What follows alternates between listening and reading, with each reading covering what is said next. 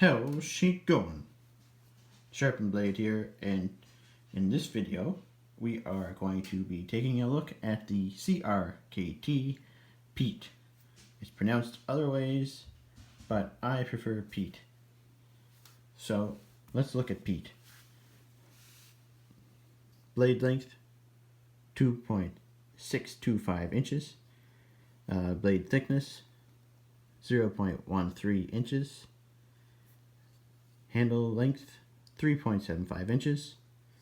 Handle thickness 0.46 inches. Overall length of 6.5 inches, and it weighs 2.5 ounces. Now I'm just going to let you have a little look at this, because I gotta say, for a budget knife, this is going for $45.99 right now on Blades Canada. I'm not sure if that's a sale price or whatnot, but I've seen it around there. Around $45 to $50, I think, is the range on this. So definitely a budget knife, but just look at the design that went into this, like the work that went into the design on this.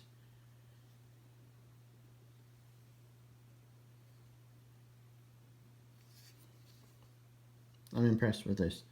It's very impressive. Now, what would have been nice is maybe having this only right-hand carry, because this is kind of it's quite a big thing, because this is nice that it's like inset, and look at those screws. You do not see the screws. Everything, they're just flush with it, so they're not sticking up. Like, that's perfect. Like, that is how you do a deep carry clip. Everybody take notice, because that's how you do it. Unfortunately, it leaves quite a groove on this side, so it would have been nice if they had included maybe something to cover. I know it's a budget knife. What are you saying, Sharpen Blade? You're crazy, but maybe tack a couple extra bucks on, put something in here like a filler tab, or just have it right-hand carry.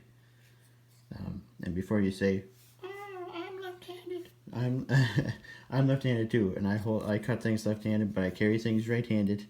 But I don't know, and this just kind of messes up the flow of the knife a little bit there. But other than that, the just look at that. That's amazing. So, like I say, before I get carried away too much, materials on this. It has a blade steel of HCR 13 MOV. Big shocker there from CRKT. It has, I believe, if I remember correctly, yes, nylon washers. That's great. CRKT, if you're watching this, either get rid of the HCR or get rid of the nylon washers. Don't have both. I mean, it's very smooth, but like, it's time to progress to the next level. I mean, you make great knives, but come on. And it's GFN or FRN, but GFN handles, scales, which have this really nice molded pattern on them, which is really nice. And this back spacer in the blue, really nice pop of blue, and the way they did that, perfectly milled or whatever in here. So it's really nice, both sides same, but it just gives a nice pop of blue on here and in here. And the liners, they're stainless steel, but they're coated black, which is really nice. More knives should do that. I actually really like that. The fact that they're black like that, they just blend in so much better. They just disappear. They're not just a big slab of steel, or silver, I mean, poking out at you. It's just really nice. And this gives a really nice access for the thumb, for your thumb to get into the liner lock. However, because this has been so meticulously designed, this leads to my biggest nitpick of this knife. I know, it's a budget knife, but if you can see here, I'll get a pin to show you. It's perfectly in line here. It kind of comes down here, goes right there, swoops up, and then all of a sudden it cuts in here. So I don't know. They could have kept that flow going a little bit better, I believe. But like I say, that's just a huge nitpick on my part. But I mean, I don't know. My OCD is kicking in there, and it bothers me a little bit. The other thing is the action on it. It is possible to flick it open with your thumb. You just jam your thumb in the hole, and you flick it open. You give it a little bit of wrist, and that usually opens 95% of the time. Like I say, deep carry clip is very nice. And the hole is big enough, like I say, unless you have huge thumbs, you should be able to deploy this no problem. But yeah, you might have to give it a little bit of wrist. Now the only thing, other than all those stupid little nitpicks that I have, this part of the pocket clip where it swoops up so much. Now this goes in and out of the pocket amazingly well. It's a nice ramp here, and then those screws being flush like that, in and out of the pocket like crazy smooth. It's excuse me, smooth. It's awesome for that, but this makes a bit of a hot spot.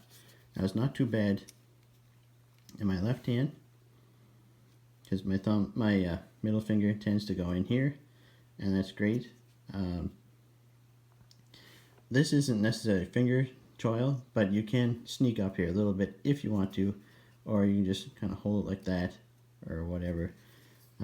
But so it's not too bad in my left hand, but in my right hand, depending on how I hold it, like this, it's poking into my hand right now, which is not a big deal because you're not going to use this knife very hard, but it is going to, you are going to notice it in your hand.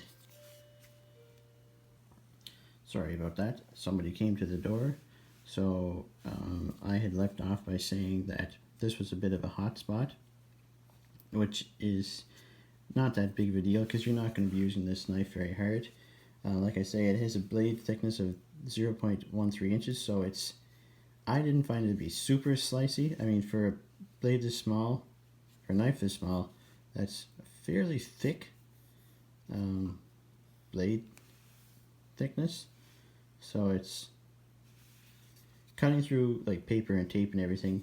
It's perfect for that. But when I was testing it on some cardboard, I really had to push down on it to get it to go through. So your basic EDC task will be more than covered by this. Now for some size comparisons, we have the Rat Model 2, which it's smaller than the Rat Model 2 in the handle, and it's a little bit smaller in the blade. And a Cold Steel Kiradashi, another new knife that I got at the same time as this. Check out the unboxing video I had. There's quite a few knives in it. It's my last video that I put up. It's pretty similar actually in size to this knife, so it's that's a pretty good comparison there. And another popular CRKT model, also by the same designer, Jesper Voxnaes. It's the Pilar, or I'm not very good with these names, but yeah, that's the comparison there. So the Piet is a bit bigger than the Pilar.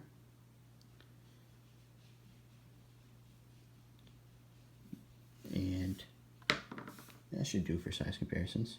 So yeah,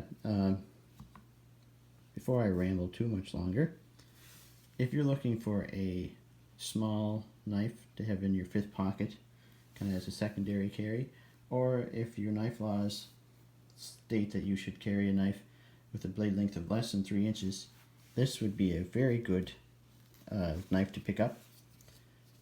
And if you're just in the market for another knife to add to your collection, can't go wrong with this. It's a very, very nice knife, great design, and a lot of thought went into this design too, which is very impressive.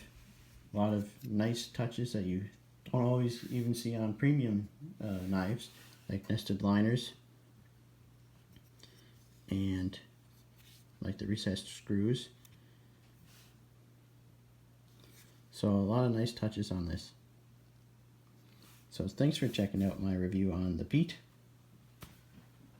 Please like and subscribe, and take care.